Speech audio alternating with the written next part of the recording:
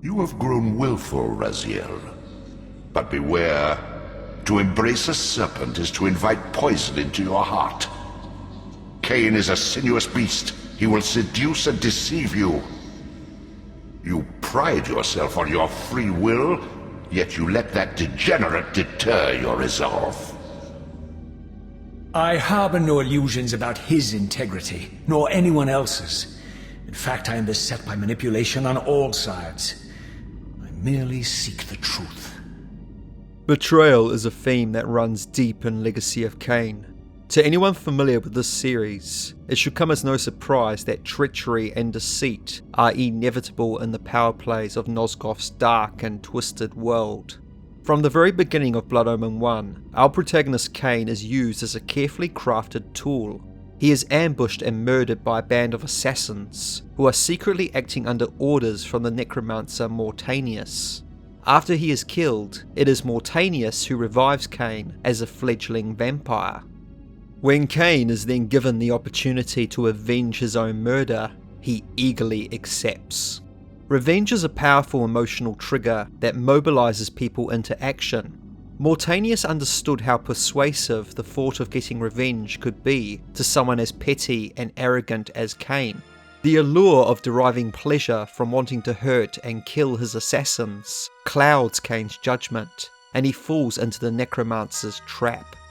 Sometimes you get what you wish for. The Necromancer Mortanius offered me a chance for vengeance, and like a fool, I jumped at his offer without considering the cost. Nothing is free, not even revenge.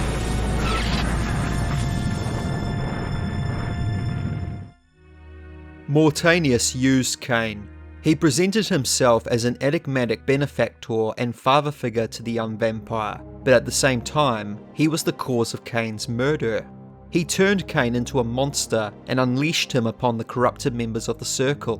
While this plan was necessary to correct the world's imbalance, Kain was never given a choice in the matter. He had his mortal life stolen from him. He did not forge his own path. Mortanius forged it for him. In fact, much of Kain's quest in Blood Omen had him unwittingly fulfilling the machinations of other players. The Oracle of Nosgoth, eventually revealed to be Mobius the Time Streamer, tricked Kain into igniting a genocidal war against the vampires, leaving him as the last of his kind. When Kain learns this, he is disgusted at the idea of being manipulated. I had been betrayed. In my haste, I had not realized it before. That sigil on his forehead, the Oracle of Nosgoth, was in fact the Time Streamer Mobius, and I had followed his advice. How much of my quest was of his design? Willendorf? The Battle of the Last Stand? William the Just? Was this the trap he had fashioned for me? Towards the end of the game, more plots and schemes are revealed. Kain watches Mortanius slay his fellow Pillar Guardian, Anakroth, before he proceeds to defeat the Necromancer himself and the dark entity controlling him. With only one pillar left unrestored, Kain has an epiphany. He himself is the final insane member of the Circle. He is Ariel's successor, born to replace her as Balance Guardian. He had been chosen in the brief interval between her death and the Pillar's corruption. Again, Kain realizes he's being deceived. The spirit of Ariel had promised Kain release from the curse of vampirism in exchange for murdering the other members of the Circle, but it turns out the cure he sought is his own death. Ariel motivated Kain by telling him a convenient half-truth for her benefit, not for his. It is no wonder then that Kain refused the sacrifice. He detests liars and traitors. These deceptions have shaped Kain's character into someone who values honesty and loyalty above all other virtues. This becomes apparent in the later Soul Reaver titles. As a monarch, Kain is driven by a desire to control his fate and reshape Nosgoth. But his position also comes with responsibility and the consequences of leadership. When building his vampire empire, he knew that if it was going to succeed, he needed formidable allies devoted to him. He raised the Seraphan commanders to serve as his 6 vampire lieutenants, because he understood that not only would they be powerful subjects, but also loyal ones. Loyalty is the bedrock of any community and civilization. It is through relationships of mutual trust and understanding that societies can exist at all. Resurrecting the Sarafan was a pivotal move on Kain's part. In their long-forgotten past, the Sarafan had been dedicated to eradicating vampires. By turning them into the things they once reviled, Kain had won a symbolic victory, having literally converted his greatest enemies into his strongest allies. Kain's empire was vast and complex. The Sarafan, now vampire lieutenants, led the 6 great clans that formed the backbone of the kingdom. This hierarchical structure allowed Kain to maintain his seat of power over Nosgoth and its inhabitants, while helping him maintain stability and order. Loyalty was the cornerstone of Kain's ability to build and sustain his empire, ensuring that his rule remained unchallenged and his vision for Nosgoth realised. As one of Kain's most loyal and trusted lieutenants, Raziel held a key role. Initially, Kain acted as a mentor to Raziel, guiding him and bestowing upon him significant responsibilities as the leader of Clan Razielim. His loyalty unwavering, Raziel served Kain faithfully until the day their relationship took a dark turn, when Raziel evolved to grow wings, surpassing Kain in physical form. Kain, pretending to feel threatened and jealous by this transgression, condemned Raziel to the abyss, casting him into a state of eternal torment. This act of betrayal was far worse than any breaches of trust Kain suffered at the hands of Mortanius, Ariel and Mobius. We must remember that the fledgling Kain had only known these people for a short time, anywhere from a few days to a few weeks, whereas Raziel had served Kain faithfully for over 1,000 years. He had admired and respected Kain deeply for a millennium. For Kain to then shatter that trust and publicly humiliate Raziel in front of his brothers must have felt like a profound violation. Likewise, the physical agony of being consumed by the abyss, combined with the emotional torment of losing his former identity and status, surely would have been excruciating. After his execution, Raziel was no longer the proud vampire leader, but a tormented soul seeking vengeance and answers. I know you, Raziel. You are worthy. What madness is this? What pitiful form is this that I have come to inhabit? Death would be a release next to this travesty. You did not survive the abyss, Raziel. I have only spared you from total dissolution. I would choose oblivion over this existence. The choice is not yours. I am destroyed. You are reborn. When Raziel awakens in the depths of the Lake of the Dead, he discovers an ancient deity. Raziel's anger and feelings of betrayal make him vulnerable, and like any devious manipulator, the Elder God exploits these emotions to his advantage, urging Raziel to seek retribution and promising him redemption if he follows his guidance. It's interesting to see the Elder God use the same tactic Mortanius used to motivate a young Kain. In this way, Raziel and Kain's respective journeys mirror each other, as they were both initially driven by vengeance. However, the Elder God's influence over Raziel goes beyond simply toying with his emotions. He presents himself to Raziel as a benevolent entity and appeals to the Wraith's sense of righteousness, convincing him that his role is a noble one. According to the Elder, Raziel's resurrection and purpose are necessary to restore balance by destroying Kain and the rest of his vampire spawn. Throughout Soul Reaver 1, the Elder God carefully controls the flow of information, presenting himself as the only source of truth. He keeps Raziel isolated and dependent on his guidance, ensuring that his servant remains under his influence. Given that Raziel has limited knowledge about the true nature of the world and broader machinations at play, this ignorance allows the Elder God to dupe Raziel more easily, directing his actions under the guise of restoring balance. He twists the narrative to make Raziel believe that his actions are necessary for the greater good, when in reality they serve the Elder God's own parasitic needs. For the Elder and Raziel shared a symbiotic connection. Whenever Raziel consumed a soul, the Elder's hunger would be satiated as well.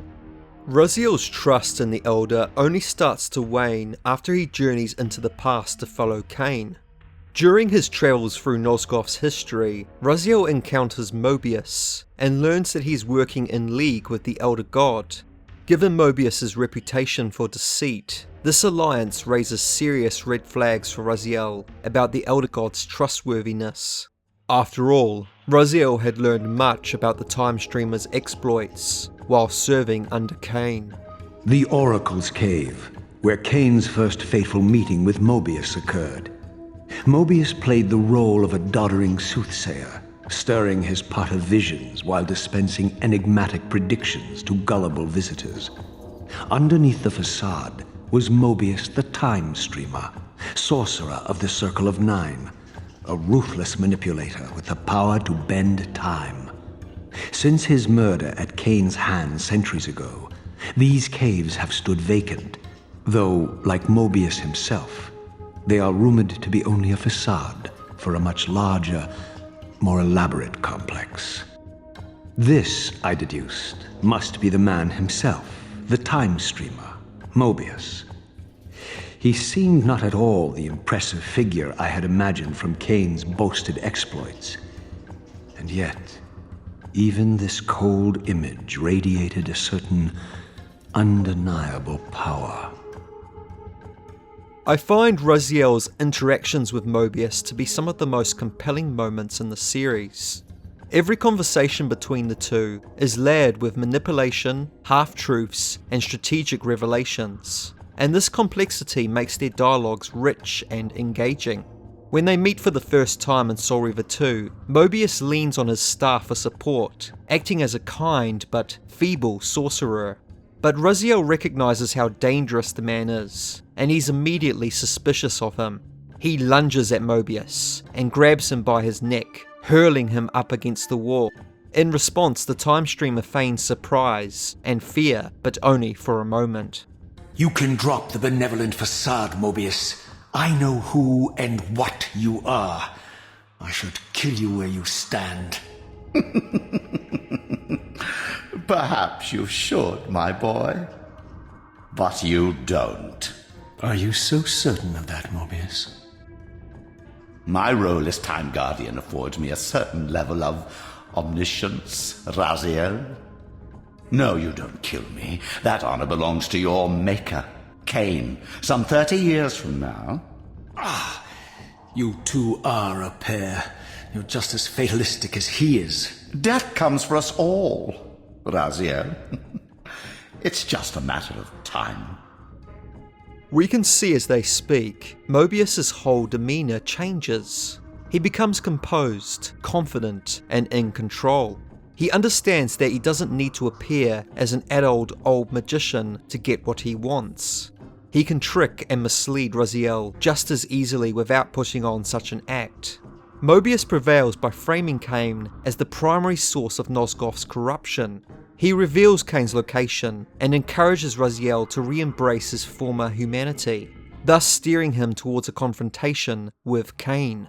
Upon arriving at the Pillars, Kain and Raziel debate the extent of Kain's guilt and culpability. As Kain discussed the implications of his birth and corruption, Raziel was able to witness the Pillars themselves, corrupting firsthand. By seeing key historical events unfold before his eyes, Raziel gains a deeper understanding of Nosgoth's history. Kain then explains how his fateful decision that day before Ariel was rigged, and that neither his refusal to kill himself nor his sacrifice would solve anything. In either case, Nosgoth would still have been damned. Over time, Raziel starts to realise that Kain's decision to cast him into the abyss, though seemingly cruel, was part of a greater plan to challenge fate and restore Nosgoth to its former glory. This realization adds a layer of intrigue to the theme of trust between the two, as Raziel grapples with understanding Kain's motives, while still feeling the pain of his betrayal. It is clear Raziel's interactions with Kain during his journey provides him with alternative perspectives and insights that challenge Mobius and the Elder Gods' narratives. This slowly helps Raziel move past his anger and hatred towards seeking truth instead, thereby becoming a more introspective and self-aware individual. The evolution of Kain and Raziel's contentious but often dynamic relationship reflects the complexities found in real-life relationships, where admiration, conflict, and eventual understanding can coexist. After Raziel's resurrection as a wraith, Kain continued to guide him, testing him through various trials. These encounters pushed Raziel to question his own motivations and the wider implications of his actions. Kain's behaviour is driven by his belief in Raziel's purpose in fulfilling a greater destiny. While Kain's actions are far from nurturing, the underlying elements of mentorship and guidance are still there, suggesting a father and son dynamic between them, albeit a deeply flawed and tumultuous one. Following their history-altering encounter in William's Chapel, where Raziel chooses to spare Kain, Raziel returns to the Circle's gathering room. Just then, Mobius rushes in, shaken and alarmed. He thought he had successfully orchestrated Kain's murder at Raziel's hands, but now everything has gone horribly awry. He knows Kain has survived, and that the course of history has therefore been changed. This means Kain and Raziel both know about the Reaver convergence, which, up to that point, Mobius believed was his precious little secret. In this scene, Raziel greets Mobius smugly, realizing that he has gained the upper hand, and he relishes in the moment. Ah yes, I like that look on your face, Mobius. You really don't know what to do now, do you, old man? Here you are, caught without your damned staff, and I suspect things aren't progressing quite as you'd hoped. You're not used to the fly turning to confront you in your web, are you? Kain's devious influence has poisoned your mind, Raziel. Now you see betrayal everywhere, even in your closest allies. We were never allies, Mobius. Conspirators, perhaps. Briefly. Why did you not kill Kain when you had the chance? He was at your mercy. Precisely.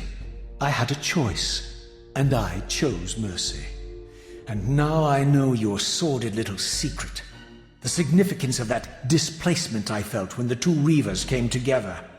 Strangely enough, I was enlightened by the devious Kain, not by you. In fact, I've learned much more than you counted on. I understand now how you've tried to manipulate all of history for your own personal gain. But now all your little schemes are whirling in ruin around you, aren't they? All because I chose to exert my will for once, rather than obey the demands of sorcerers and spirits and demons, all singing the same tiresome refrain, "Kill Kain." I'm setting my own path from here, Mobius. I intend to discover the truth behind all of this. But you condemn us all with this impetuous act. Hardly impetuous. It took all the will I could muster. Has my refusal to kill Kain reshuffled your carefully stacked deck of cards? You really think that you're exercising your free will, Raziel? You're simply Kain's servant. I do not serve Kain. I merely did not kill him. Raziel, do not forget your purpose here. You are destined to be the savior of Nosgoth. Oh, I'm sick of hearing that particular phrase. As for saving Nosgoth, so far I see precious little reason to bother. And I'll choose my own purpose from here on out, Time Streamer. Right now, I choose to manipulate you for a change. Go. In there. What are you doing? Come now, Mobius. You're a cunning serpent. You'll piece it together, I imagine.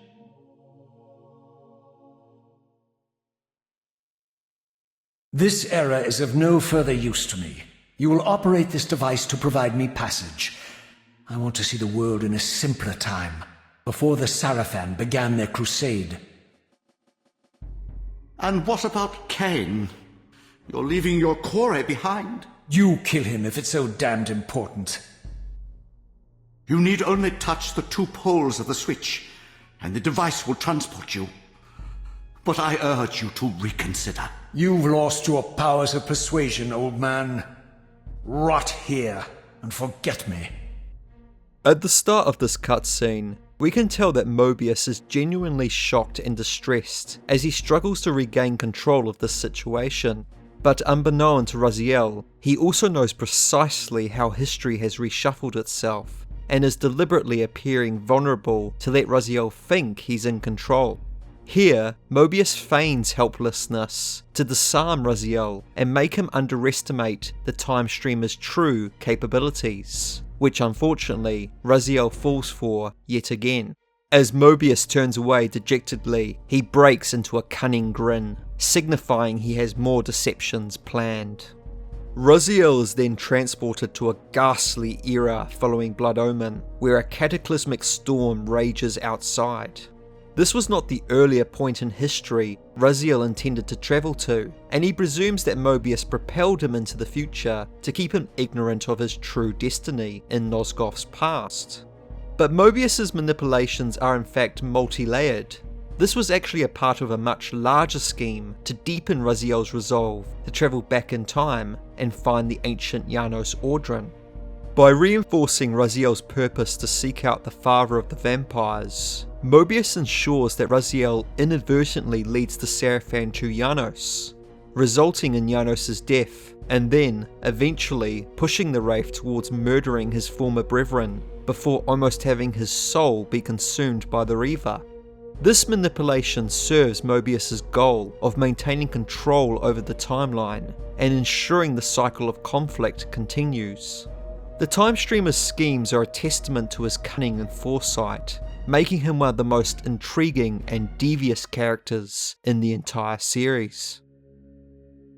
This is why Kain's presence in the story is so important, because he is the antithesis of everything Mobius stands for. While Kain has been described by Raziel as a fatalist, the Vampire Emperor chooses to trust in Raziel's free will during a pivotal moment in William's chapel. He relinquished the Soul Reaver to Raziel because he had faith his former lieutenant would make the right choice and shape his own destiny. Raziel's decision to spare Kain demonstrates his growth and ability to make choices independent of those who would seek to control him. In turn, Kain saves Raziel from being absorbed by the Reaver Blade, creating a massive time paradox that alters the course of history. You.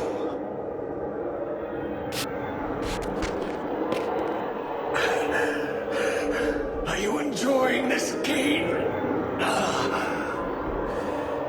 Don't fight it, Raziel.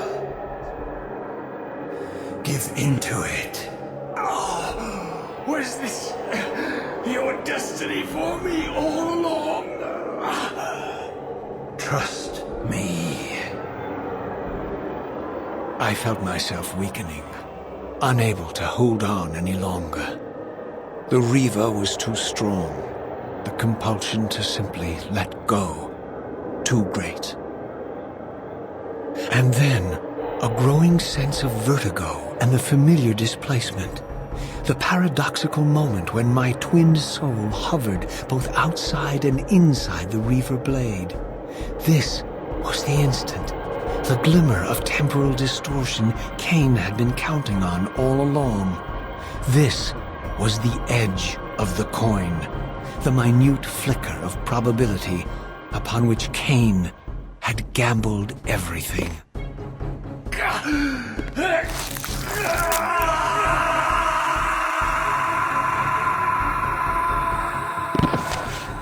Now you are free to reclaim your true destiny, Raziel. By saving each other, Kain and Raziel defy their predetermined destinies, rejecting the notion that their fates are sealed, instead placing trust in their own decisions and actions. The intricate dynamics between Kain and Raziel continue in Legacy of Kain Defiance, where Kain again asks Raziel to trust him in a tense situation. But here, events have turned against them, and Raziel rejects Kain, interpreting his plea as a threat. By the end, however, they are able to reconcile, and Raziel pledges his allegiance to Kain once again. The Legacy of Kain series ultimately takes a complex view of the themes of trust, manipulation, and betrayal. Sometimes it's necessary to break one's trust for the sake of a greater goal, and sometimes there is no choice in the matter, but a victim of betrayal can still find solidarity with their betrayer. As Raziel learns about Kain's true intentions, he begins to get a more nuanced understanding of the vampire, even if this means going against his initial instincts. These lessons highlight that trust is not just about blind faith, but involves understanding, sacrifice, and the willingness to see beyond one's personal feelings to uncover a deeper truth. If you enjoyed this video, please leave me a like, and if you're new to the channel, consider subscribing. I post a ton of Legacy of Kain content here, so if these kinds of videos appeal to you, check out my channel for more. With the Soul Reaver 1 and 2 remaster now confirmed, I'm looking forward to hopefully seeing renewed interest in Legacy of Kain among the wider gaming community. I think it's about time this series gets the proper attention it deserves. All the best, and have a nice day.